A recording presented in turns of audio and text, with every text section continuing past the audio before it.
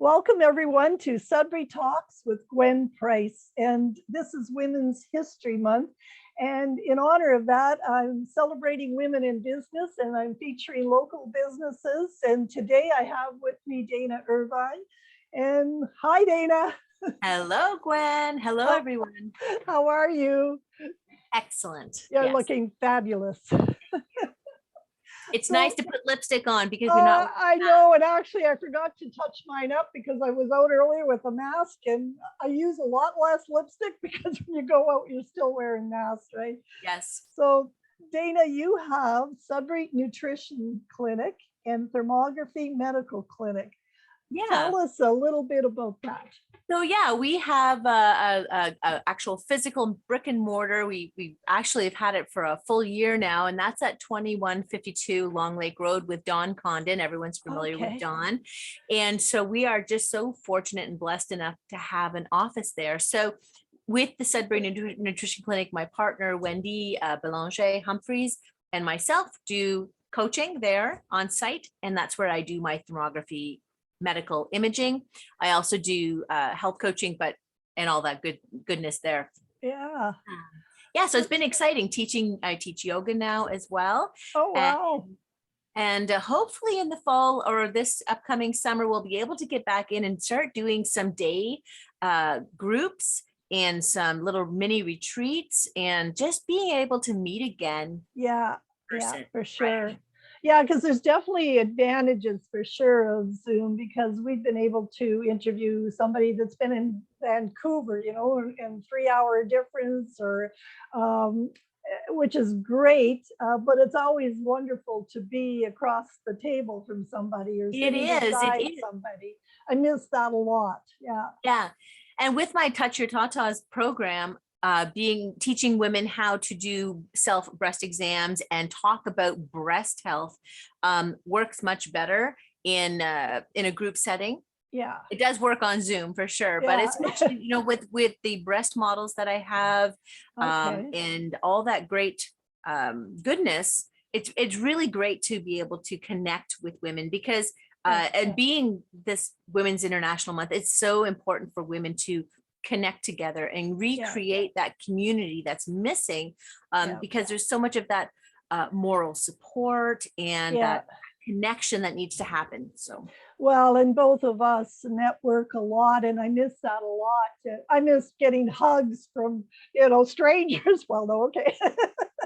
I miss that social interaction and the physicality of it too. Just being across and sharing a cup of coffee with somebody.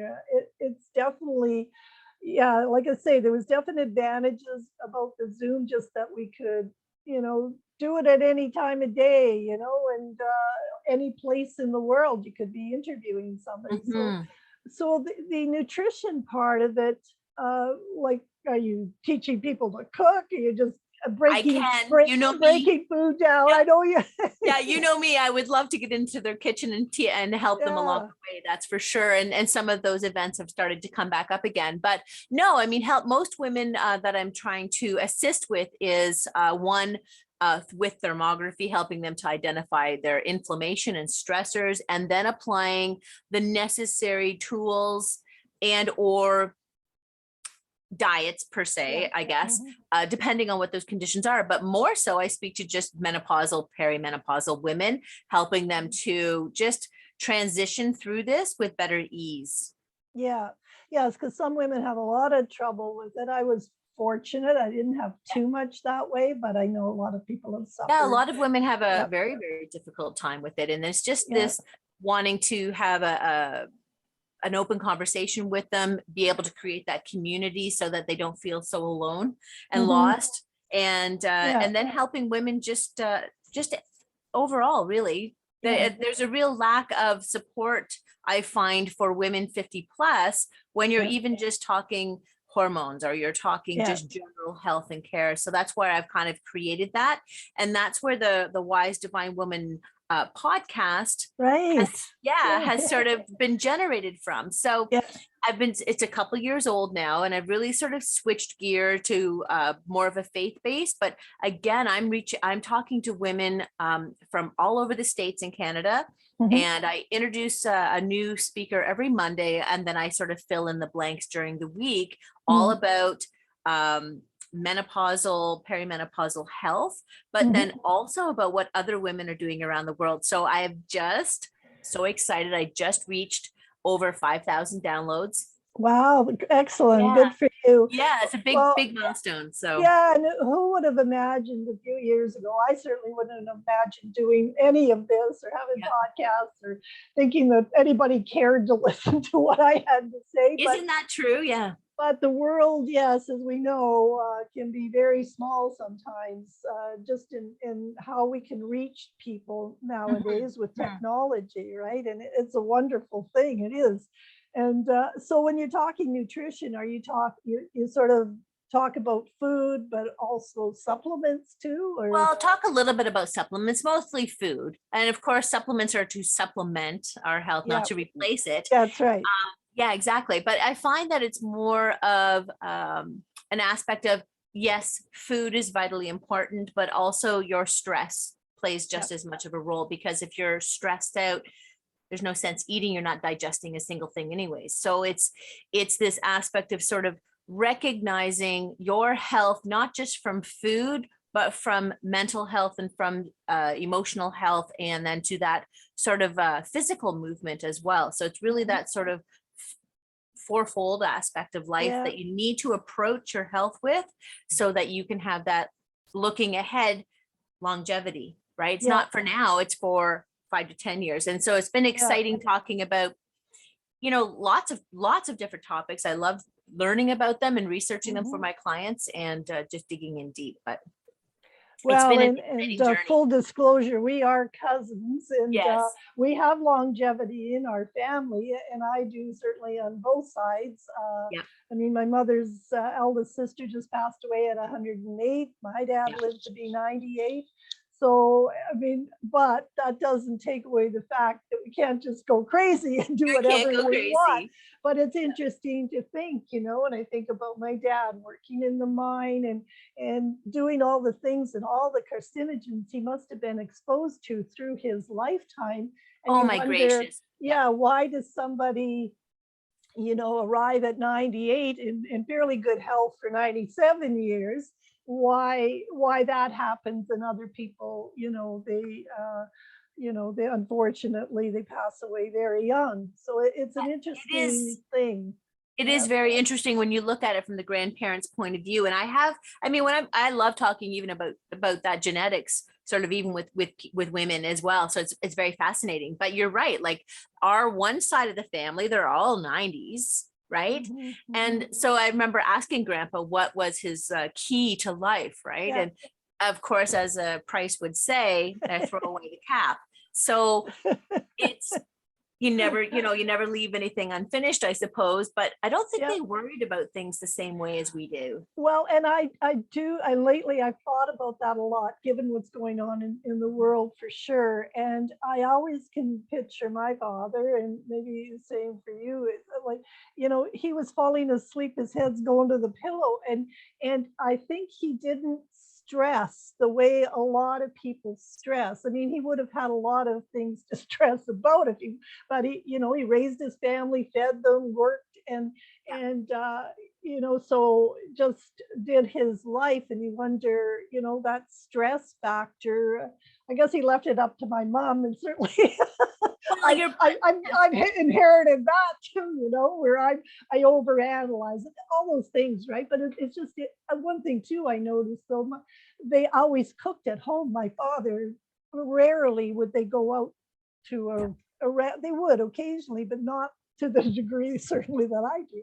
No. So eating that whole food at home, and that meat, potato, vegetable kind of idea growing up on a farm. And Grandpa would always cook bone broth. I never realized that till Deb said that. It just that sort of like they always had that bone broth. So it's always sort of that foundation of things.